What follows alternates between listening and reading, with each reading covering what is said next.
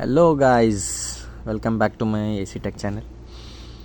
ये CH04 एक LG AC में एरर कोड आ रहा था।